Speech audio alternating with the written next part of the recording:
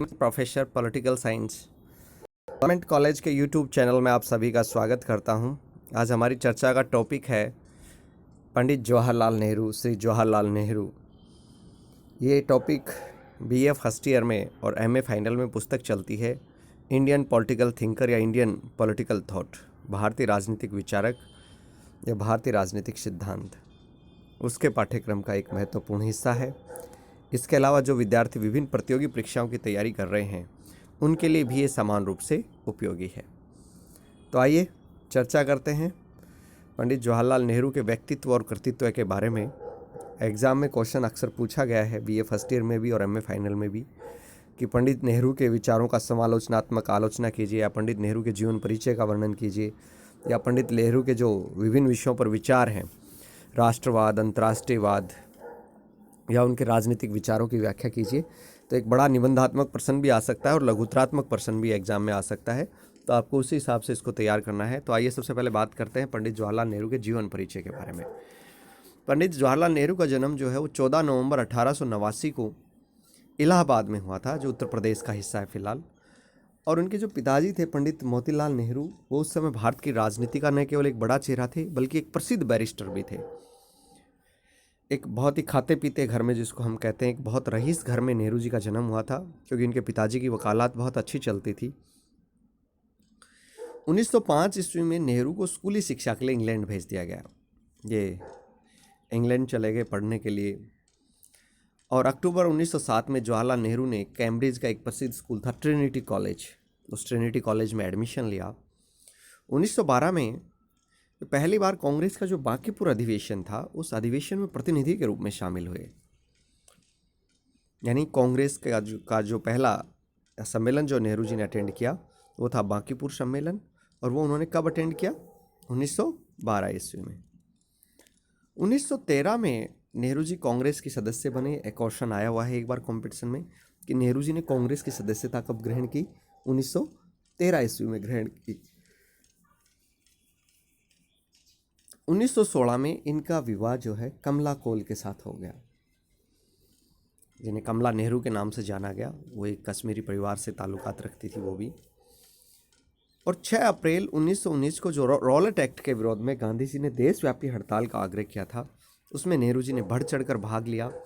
और Rowlatt act के विरोध में जो हड़ताल आयोजित हुई, उसी से नेहरू के राजनीतिक जीवन की वास्तविक शुरुआत हुई। नेहरू जी ने गांधी जी को हर समय सहयोग प्रदान किया, और गांधी जी के द्वारा जो पहला राष्ट्रव्यापी आंदोलन असहयोग आंदोलन छेड़ा गया, वो पहला राष्ट्रव्यापी था। इससे पहले वो जो है बिहार के जो नील खेती करने वाले किसान थे, उनके समर्थन में आंदोलन कर चुके थे, अहमदाबाद के मील मजदूरों के समर्थन में कर चुके थे। लेकिन पहला जो राष्ट्रव्यापी आंदोलन था गांधी जी का, वो था असहयोग आंदोलन, जो उन्होंने 1920 में प्रारंभ किया। और जब 1922 के अंदर उत्तर प्रदेश के गोरखपुर जिले में चौरी चौरा नामक स्थान पर जब अनियंत्रित भीड़ के द्वारा पुलिस थाने को फूंक दिया गया, तो गांधी जी ने इस हिंसा के परिणाम स्वरूप अपना असहयोग आंदोलन 1922 ईस्वी में स्थगित कर दिया। 1921 ईस्वी में जब असहयोग आंदोलन चल रहा था, तो नेहरू जी समेत कांग्रेस के प्रमुख नेता गिरफ्तार हुए और नेहरू जी को 6 महीने की जेल की सजा हुई। फरवरी 1927 में उन्होंने भारतीय राष्ट्रीय कांग्रेस के प्रतिनिधि के रूप में ब्रुसेल्स के अंदर साम्राज्यवाद विरोधी अंतर्राष्ट्रीय सम्मेलन आयोजित हुआ था। दरअसल ये सोवियत संघ के द्वारा आयोजित किया गया था कि जो साम्राज्यवादी ताकतें हैं और उपनिवेशवाद है, उसके विरुद्ध आंदोलन खड़ा किया जाए। तो साम्राज्यवाद के विरुद्ध जो ब्रुसेल्स में सम्मेलन आयोजित हुआ, उसमें नेहरू जी फरवरी 1927 में सोवियत संघ गए। इन्होंने इंडिपेंडेंस लीग फॉर इंडिया नामक संगठन भी स्थापित किया। नेहरू जी की अध्यक्षता में कांग्रेस के अनेक सम्मेलन आयोजित हुए हैं। उनमें प्रमुख सम्मेलन है, जैसे 1929 में लाहौर में जो अधिवेशन आयोजित हुआ, नेहरू जी ने पहली बार कांग्रेस के अधिवेशन की अध्यक्षता 1929 में की थी। और 31 दिसंबर 1929 को लाहौर में रावी नदी के किनारे आयोजित इस सम्मेलन की अध्यक्षता करते हुए पंडित जवाहरलाल नेहरू ने पूर्ण स्वराज्य का प्रस्ताव पारित किया था कि यदि पूर्ण स्वराज्य नहीं दिया गया तो सविनय अवज्ञा आंदोलन प्रारंभ किया जाएगा। ये प्रस्ताव भी 1929 में पारित हुआ था। सविनय अवज्ञा आंदोलन के दौरान भी इन्हें गिरफ्तार किया गया। 14 अप्रैल 1930 को ये गिरफ्तार हुए थे। इसके अलावा नेहरू जी ने जो और कांग्रेस के अधिवेशनों की अध्यक्षता की वो अप्रैल 1936 में लखनऊ अधिवेशन की अध्यक्षता इन्होंने की। और इस अधिवेशन में पंडित जवाहरलाल नेहरू ने कहा था कि मैं समाजवादी हूँ, मैं सोशलिस्ट हूँ।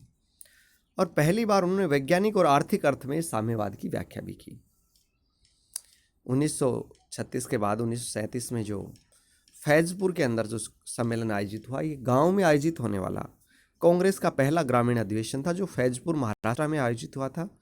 और ये कांग्रेस का एक स्वर्ण जयंती अधिवेशन था, यानी कांग्रेस ने अपनी स्थापना के जो है 50 वर्ष पूरे कर लिए थे, उसके बाद आयोजित होने वाला सम्मेलन था, तो इसे स्वर्ण जयंती सम्मेलन कहा गया।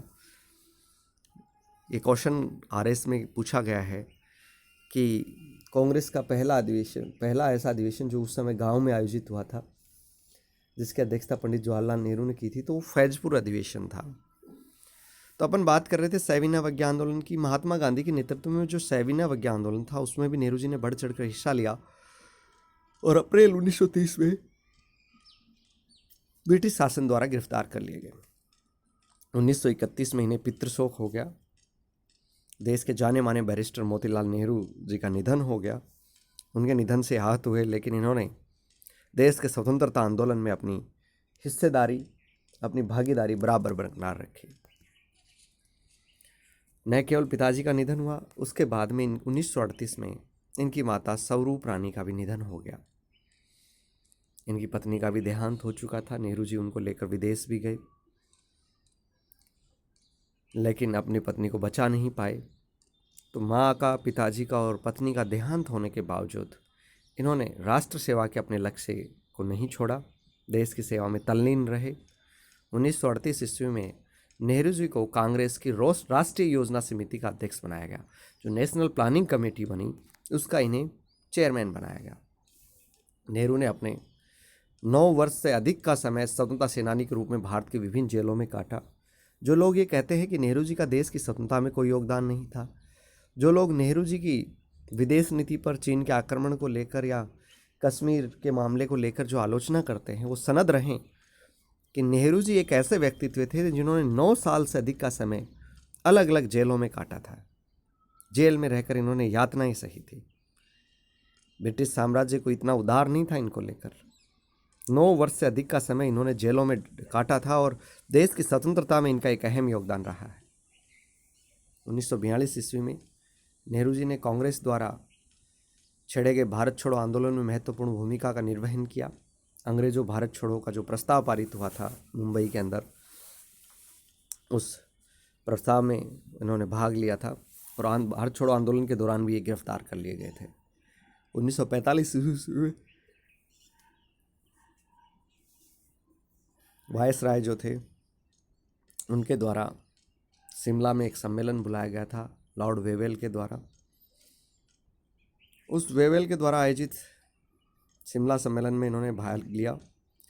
इसी वर्ष दिल्ली का जो लाल किला था, उसमें जो आज़ाद हिंद फौज के 3 अफसर थे, शाहनवाज हुसैन, ढिल्लो और सहगल, इनके विरुद्ध राजद्रोह का मुकदमा चलाया गया और नेहरू ने भारतीय जनमत का आदर करते हुए इन अफसरों के पक्ष में पैरवी की कि इन्हें रिहा किया जाए, ये देश की स्वतंत्रता के लिए संघर्ष करने वाले लोग थे।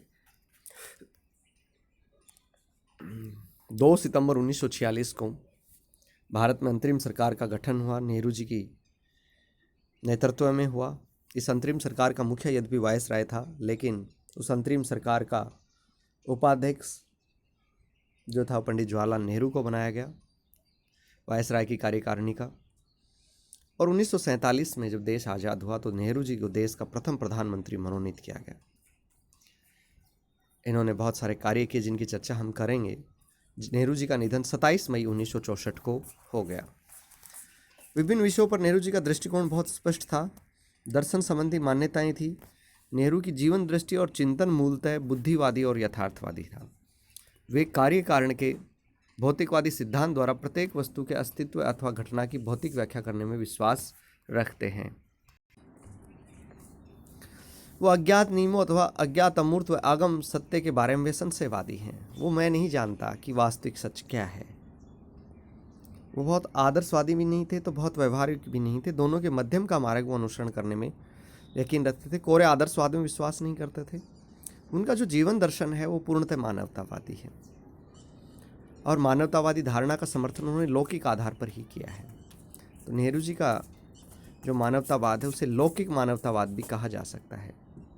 नेहरू पारलौकिक सुखों के बारे में पूर्णतः संशयवादी हैं और वे व्यक्ति के लौकिक जीवन को ही नैतिक दृष्टि से श्रेष्ठ करने में विश्वास रखते हैं कि व्यक्ति का जो लौकिक जीवन है वही नैतिक दृष्टि से श्रेष्ठ होना चाहिए। एक मानवतावादी चिंतक के रूप में नेहरू ने अपनी संपूर्ण विचारधारा का मूल केंद्र मानव को ही रखा है, मनुष्य को ही रखा है, यानी वो मानवतावाद के ऊपर ज़्यादा बल देते हैं। नेहरू न तो नास्तिक हैं और न ही आस्तिक हैं, बल्कि अनुभववादी हैं। इतिहास के बारे में नेहरू का दृष्टिकोण ये था कि वो ऐतिहासिक समाजशास्त्र को मानते थे, जिनके ऊपर कार्ल मार्क्स का प्रभाव स्पष्ट रूप से देखा जाता है, यानी उनके समाजवादी विचारों पर भी कार्ल मार्क्स का प्रभाव हमें दिखाई देता है। आगे हम यदि बात करें तो सत्य और अहिंसा संबंधी दृष्टिकोण की यदि हम बात करें तो नेहरू जी की सत्य में आस्था थी, लेकिन वो गांधी जी के इस विचार से सहमत नहीं थे कि सत्य ही ईश्वर है। नेहरू ने हिंसा की तुलना में अहिंसा को एक श्रेष्ठ साधन माना था और नेहरू ने अहिंसा को एक नीति के रूप में स्वीकारा है। नेहरू ने कहा है अहिंसा एक नीति है। नेहरू का एक प्रमुख जो विचार है, जो एग्जाम में अक्सर पूछा जाता है, कंपटीशन में कई बार पूछा जाता है, लोकतांत्रिक समाजवाद। भारत में लोकतांत्रिक समाजवाद के प्रणेता कौन थे? तो वो थे पंडित जवाहरलाल नेहरू। स्वतंत्र भारत का प्रधानमंत्री बनने के बाद में उन्होंने लोकतांत्रिक समाजवाद को ही अपना लक्ष्य घोषित किया। लोकतांत्रिक समाजवाद क्या था? संवैधानिक साधनों के माध्यम से, लोकतांत्रिक साधनों के माध्यम से समाजवाद की स्थापना की जाए, हिंसक क्रांति के माध्यम से नहीं की जाए। नेहरू के लोकतांत्रिक समाजवाद पर हमें बहुत सारे विचारकों का प्रभाव दिखाई देता है, जिनमें प्रमुख हैं Disraeli, George Bernard Shaw, Bertrand Russell, Clement Attlee, Laski, Wagner, Schmoller, Nietzsche आदि जर्मन समाजवादियों का प्रभाव भी हमें दिखाई देता है। नेहरू ने लोकतंत्र की सफलता की एक प्रमुख शर्त बताया था जनता का शिक्षित होना, कि जब तक जनता शिक्षित नहीं होगी तब तक लोकतंत्र सफल नहीं हो सकता है। राष्ट्रवाद में नेहरू जी का बहुत विश्वास था, देश प्रेम उनमें कूट कूट कर भरा था। वो कहते भी थे कि अंतर्राष्ट्रीयवादी होने से पहले मैं एक राष्ट्रवादी हूँ। वो सांस्कृतिक बहुलवाद को भी मानते थे और संश्लेषण में भी। ईश्वर में विश्वास की जहाँ तक मामला है, नेहरू जी कहते थे कि मैंने ईश्वर को देखा नहीं है, लेकिन कोई न कोई शक्ति जो अवश्य है जो इस सृष्टि का संचालन करती है, यानी वो इस मामले में रहस्यवादी और अज्ञेयवादी थे। वे ईश्वर के अस्तित्व को न तो निश्चित रूप से स्वीकार करते थे और न ही अस्वीकार करते थे। राष्ट्रवाद के मामले में वे भारत माता की एक मनोहारी कल्पना से प्रेरित हुए थे। भारतीय राष्ट्रवाद को नेहरू का सर्वाधिक मौलिक योगदान ये है कि उन्होंने इसे संकीर्ण सांप्रदायिक आग्रहों से हिंदुत्व की जो धारणा थी, कट्टर हिंदुत्ववाद की जो का विचार था, या मुस्लिमों के द्वारा पृथक मुस्लिम राष्ट्र की जो अवधारणा थी, उन सांप्रदायिक आग्रहों से उसे निकाला और उसे केवल अतीत के गौरव की अनुभूति के रूप में परिभाषित करने की बजाय जागृत जनशक्ति की अपार संभावनाओं के रूप में परिभाषित किया। नेहरू जो धर्मनिरपेक्षवादी भी थे, नेहरू जी की धर्मनिरपेक्षता उनके राष्ट्रवाद के विचार के साथ निकट से जुड़ी थी। वे स्वयं किसी धर्म को अन्य धर्मों से श्रेष्ठ नहीं मानते थे। उन्होंने कहा, भारत की हिंदू मुस्लिम समस्या को धनवान निर्धन वर्गों के विवाद के रूप में देखना चाहिए, यानी जो हिंदू मुस्लिम की समस्या है इसको हम धनवान और निर्धन वर्गों की समस्या के रूप में देखें। तो वो कट्टर धर्मनिरपेक्ष थे। नेहरू के धर्मनिरपेक्षता के मामले में कोई समझौता नहीं करते थे और देश की आज़ादी के पश्चात उन्होंने भारत को एक हिंदू राष्ट्र बनाने के बजाय धर्मनिरपेक्षता का दृष्टिकोण अपनाया, क्योंकि भारत का विकास तभी संभव था क्योंकि धर्म के आधार पर हम एक विभाजन पहले ही झेल चुके थे और हम कोई दूसरा विभाजन नहीं झेलना चाहते थे। इसलिए उन्होंने धर्मनिरपेक्षता का अवलंबन किया। नेहरू अंतर्राष्ट्रीयवादी थे। नेहरू एशियाई और अफ्रीकी देशों की स्वतंत्रता के प्रबल समर्थक थे और उनकी आर्थिक स्वतंत्रता के पक्षधर थे। अंतर्राष्ट्रीय क्षेत्र में उन्होंने फासिस्टवाद और नाजीवाद का विरोध किया। फासिस्टवाद और नाजीवाद जैसी कट्टर विचारधाराएं थी, उनके वो विरोधी थे। उन्होंने बैटन और बर्नार्ड शा इन दोनों का जो प्रभाव नेहरू जी पर हमें काफ़ी दिखाई देता है, बैटन रसेल का भी और बर्नार्ड शा भी, उनके विचारों के अध्ययन ने उन्हें समाजवाद की ओर आकर्षित किया। गांधी जी ने कहा भी था, ये पूछा भी गया है बच्चों कंपटीशन में, जो बच्चे कंपटीशन की तैयारी कर रहे हैं, कि ये किसका कथन है, कि मुझे विश्वास है कि जब मैं नहीं रहूँगा तो जवाहरलाल नेहरू मेरी भाषा बोलेंगे। और वो उनके दिस्ते सत्याग्रही भी थे। नेहरू जी शांतिपूर्ण से अस्तित्व में विश्वास करते थे और वो अंतर्राष्ट्रीयवाद के भी प्रबल समर्थक थे। उन्होंने संयुक्त राष्ट्र संघ के गठन में अपना दृढ़ विश्वास व्यक्त किया था। नेहरू जी ने विश्व राजनीति के ध्रुवीकरण का प्रबल विरोध किया। नेहरू जी ने गुटनिरपेक्षता का समर्थन किया था, जो गुटनिरपेक्षता के विचार के पुरोधा थे। और जब अंतर्राष्ट्रीय राजनीति में जब दुनिया दो गुटों में बट गई थी, एक का नेतृत्व संयुक्त राज्य अमेरिका और दूसरे का सोवियत संघ कर रहा था, उस गुटों में बटी हुई दुनिया के समय उन्होंने तीसरी दुनिया के विकासशील देशों और अविकसित देशों के लिए गुटनिरपेक्षता की नीति का अवलंबन करने का आह्वान किया। नेहरू जी ने आर्थिक नीति के मामलों में मिश्रित अर्थव्यवस्था का समर्थन किया। नेहरू जी ने भाखड़ा और भिलाई को भारत के नए मंदिर कहा। भाखड़ा के जो मंदिर हैं और भिलाई के जो उद्योग धंधे हैं, यानी भाखड़ा और भिलाई में जो उद्योग धंधे, लोहा इस्पात उद्योग जो स्थापित हुए, उन्हें भारत के नए मंदिर कहा। नेहरू जी की रचनाएं कौन कौन सी हैं? उनकी एक पुस्तक है अन ऑटोबायोग्राफी, 1936 में पूछी भी गई है। अन ऑटोबायोग्राफी पुस्तक के लेखक कौन है? पंडित जवाहरलाल नेहरू। सोवियत रशिया पुस्तक उन्होंने 1928 में लिखी थी। वेदर इंडिया उन्होंने 1933 में लिखी थी। India and the world, Bharat और विश्व, ये पूछा गया है, ये 1936 में लिखी थी।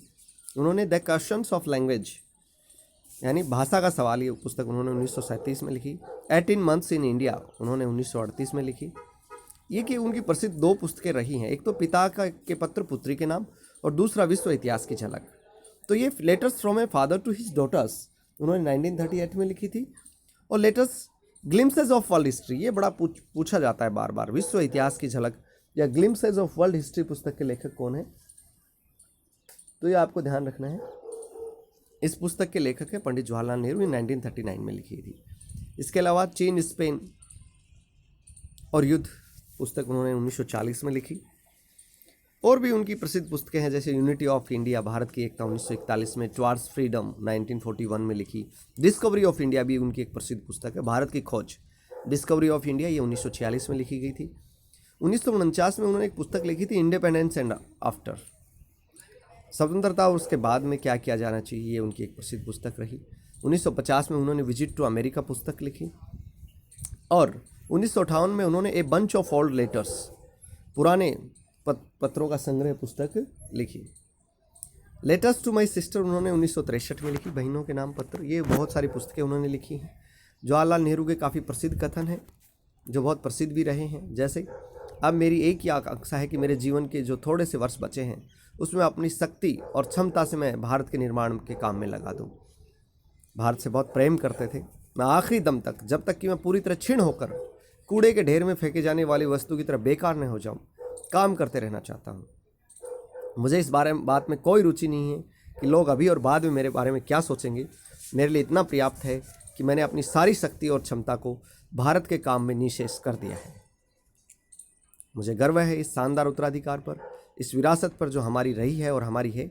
मुझे ये भी अच्छी तरह मालूम है कि मैं भी सभी तरह की इस जंजीर की एक कड़ी हूँ जो कभी न कभी कहीं न कहीं टूटेगी। भारत की संस्कृति को श्रद्धांजलि देने के लिए मैं प्रार्थना करता हूँ कि मेरी भस्म की एक मुट्ठी इलाहाबाद के पास गंगा में डाल दी जाए, जिससे कि वह उस महासागर में पहुँचे जो कि हिंदुस्तान को घेरे हुए है। मेरी भस्म के बाकी हिस्से का क्या किया जाए? मैं चाहता हूं कि उसे हवाई जहाज़ में ऊंचाई पर ले जाकर बिखेर दिया जाए, उन खेतों पर जहां भारत के किसान मेहनत करते हैं, ताकि वह भारत की मिट्टी में मिल जाए और उसी का अंग बन जाए।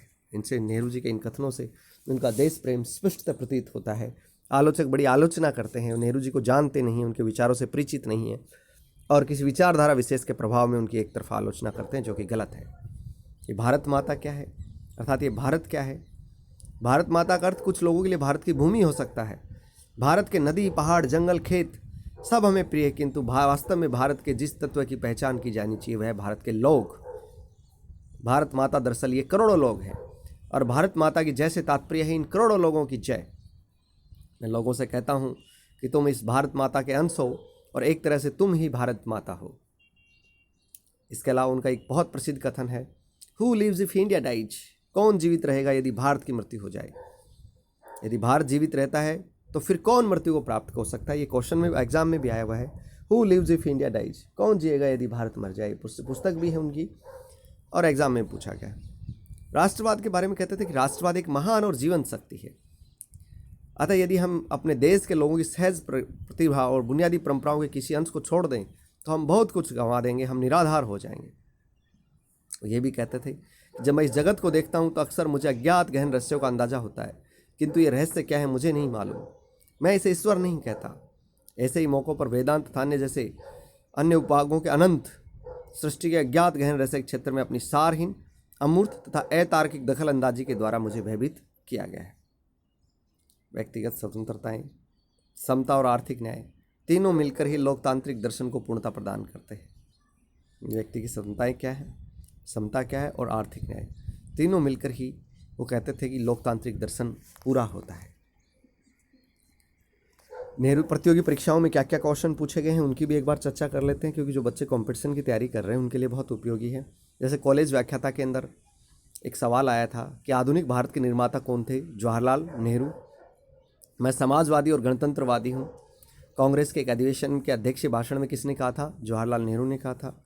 जवाहरलाल नेहरू किस चीज़ के घोर समर्थक थे, वो भारत को एक समाजवादी और पंथ निरपेक्ष बनाए जाने के समर्थक थे। कॉलेज व्याख्याता में आ चुका है।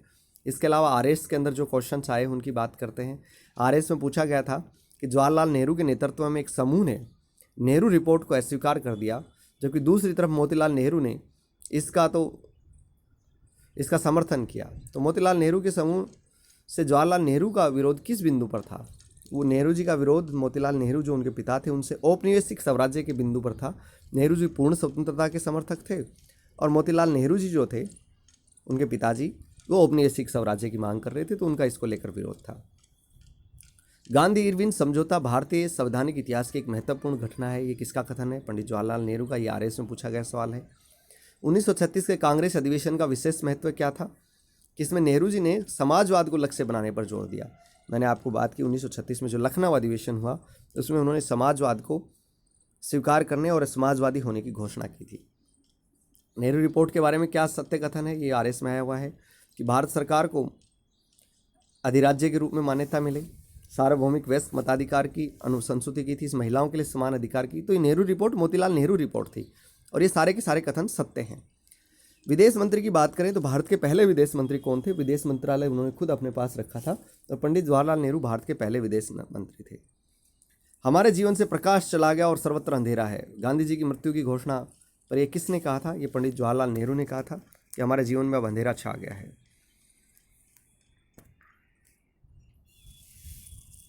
मूल अधिकारों को भारतीय संविधान में शामिल करने की सबसे पहले वकालत किसने की थी, तो इसकी अपन बात करें तो मूल अधिकारों को भारतीय संविधान में शामिल करने की वकालत सबसे पहले 1928 के अंदर Motilal Nehru report. Simon commission report का उत्तर कांग्रेस ने किस रूप में दिया था, मोतीलाल नेहरू रिपोर्ट के रूप में दिया था। ये छत्तीसगढ़ पीएससी के 2003 के एग्जाम में आया है। ये कहा गया है कि हमारा नारा है कि नष्ट करो। हम नष्ट क्यों करना चाहते हैं, हम इससे मुक्त होना चाहते हैं, हम उन परिपाटी को नष्ट करना चाहते हैं और मुक्त होना चाहते हैं जो हमारे लिए न हितकर है और न हितकर हो सकती है। ये एमपी पीएससी के एग्जाम में आया हुआ है मध्य प्रदेश में। ये पंडित जवाहरलाल नेहरू का कथन है। एमपी पीएससी में भी एक क्वेश्चन और आया हुआ है कि नेहरू रिपोर्ट को असफल करने के लिए जिन्ना ने अपना कौन सा कार्यक्रम प्रस्तुत किया था, तो वह है 14 सूत्री योजना। ग्रेजुएशन और एमए के बच्चों के लिए जो क्वेश्चन एग्जाम में आता है कि पंडित जवाहरलाल नेहरू के जीवन परिचय व विचारों का समालोचनात्मक वर्णन कीजिए। ये क्वेश्चन कई बार एग्जाम में आ चुका है और आप सबके लिए बेहद उपयोगी है, तो इस प्रश्न को हल करने की कोशिश करें। कोई समस्या हो तो आप यूट्यूब के कमेंट बॉक्स या कॉलेज के व्हाट्सएप ग्रुप में भेज सकते हैं। उम्मीद है ये वीडियो आपको पसंद आएगा। इसे लाइक करें, शेयर करें, सब्सक्राइब करें ताकि इस कोरोना महामारी में ज़्यादा से ज़्यादा विद्यार्थियों को इसका लाभ मिल सके। आप सभी का बहुत बहुत धन्यवाद, बहुत बहुत आभार।